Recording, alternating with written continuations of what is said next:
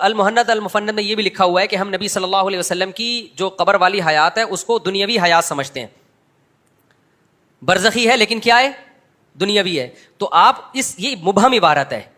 آپ علماء دیوبند سے اس کا مطلب پوچھیں حضرت یہ مبہم دنیاوی بھی ہے اور برزخی بھی مان رہے ہو, تو برزخی ہے تو دنیاوی نہیں ہوتی, دنیاوی ہے تو برزخی نہیں ہوتی.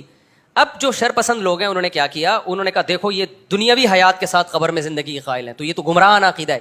جب آپ علماء دیوبند سے پوچھتے ہیں تو جتنے بھی بڑے بڑے علماء دیوبند ہیں, مفتی محمد شفیع صاحب رحمۃ اللہ علیہ اور جتنے ہمارے اکابر گزرے ہیں, وہ سب اس کو ایکسپلین کرتے ہیں کہ اصل میں برزخی ہے, دنیاوی سے تشبیہ دی گئی ہے, دنیاوی کی طرح ہے. جب طرح مان لیا, جب آپ کہتے ہو زید شیر کی طرح ہے, اس کا مطلب وہ شیر نہیں ہے. تشبیہ جبھی دی جاتی ہے جب آپ یہ مان لیتے ہو کہ وہ ہے نہیں.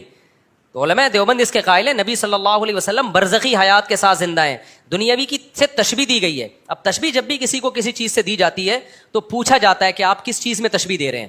جب تک اس کی ایکسپلینیشن سامنے نہ آئے آپ اس پہ فتویٰ نہیں لگاتے. مثال کے طور پر میں نے کہا زید شیر کی طرح ہے, آپ نے فوراً ایک یوٹیوب پہ کلپ بنایا, ابے انہوں نے کہہ دیا زید کی دم ہے.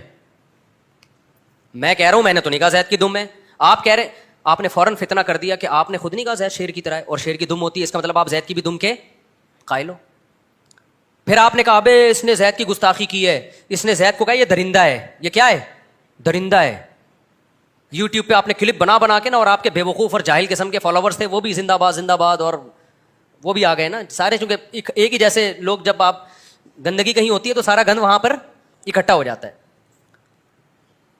تو میں کہہ رہا ہوں بھائی زید شیر کی طرح ہے, میرا عقیدہ ہے یہ زید شیر کی طرح. ابے زید کو بھیڑیا کی طرح درندہ مان لیا اس نے, جیسے شیر چیر پھاڑ کرتا ہے زید بھی درندہ ہے. کوئی عقل مند اٹھا, اس نے کہا یار مفتی صاحب سے پوچھو کہ مفتی صاحب کا مطلب کیا ہے زید شیر کی طرح ہے. تو میں کہوں گا بھائی بہادری میں کس سے تشبیہ دی جا رہی ہے؟ شیر سے. آپ کہیں گے آپ نے تو کمال کر دیا, آپ نے تو زید کی عظمت کو اور زیادہ بڑھا دیا.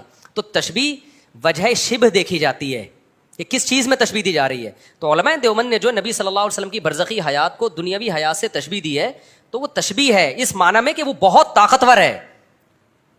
اس طاقت اور پاور کو ایکسپلین کرنے کے لیے کس سے تشبیہ دی جا رہی ہے؟ کیونکہ قرآن نے کہا ہے کہ شہداء زندہ ہوتے ہیں. دیکھو ہر شخص کو قبر میں ایک خاص نوعیت کی زندگی ملتی ہے, یہ ہمیں قرآن و سنت سے پتہ چلتا ہے. حتیٰ کہ کافر کو بھی خاص نوعیت کی زندگی ملتی ہے جس کی وجہ سے اس کو قبر کا عذاب اور ثواب محسوس ہوتا ہے. لیکن قرآن کہتا ہے شہداء زندہ ہیں. کافر کے لیے قرآن نے یہ لفظ استعمال بولو نا نہیں کیا. اس سے پتہ چلتا ہے کہ بھئی شہداء کو کچھ زیادہ پاورفل حیات ملتی ہے. کیا خیال ہے؟ نیک لوگوں کو یا عام مسلمانوں کو کافروں سے زیادہ پاورفل حیات, اور شہداء کو عام مسلمانوں سے زیادہ پاورفل حیات, اور پیغمبر کا درجہ شہداء سے کم ہے یا زیادہ ہے؟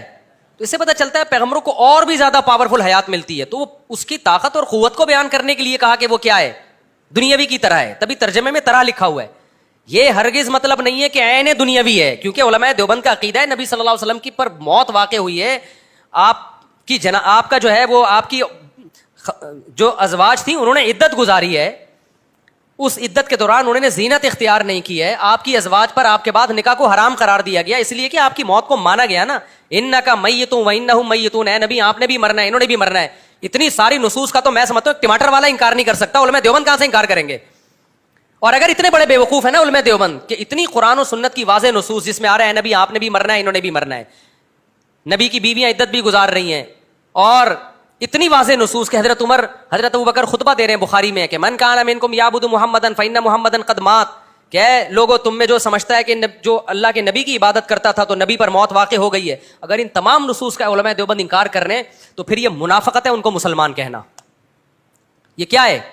یہ منافقت. پھر آپ بولو یہ کافر ہیں, کیونکہ میں سمجھتا ہوں جو نبی صلی اللہ علیہ وسلم کی موت کا انکار کرے گا وہ اسلام سے خارج ہے, کیونکہ وہ قرآن کا بھی انکار کر رہا ہے, بخاری مسلم کی واضح حدیثوں کا بھی انکار کر رہا ہے. پھر آپ یہ ڈرامے بازی نہ کرو کہ ہم کسی کو کافر نہیں کہتے. کیوں نہیں کہتے بھائی؟ قادیانیوں کو آپ ختم نبوت کی وجہ سے کافر کہتے ہو, انہوں نے ایک آیت کا انکار کیا نا خاتم النبیین کا. تو علماء دیوبند تو پھر اتنی ساری آیتوں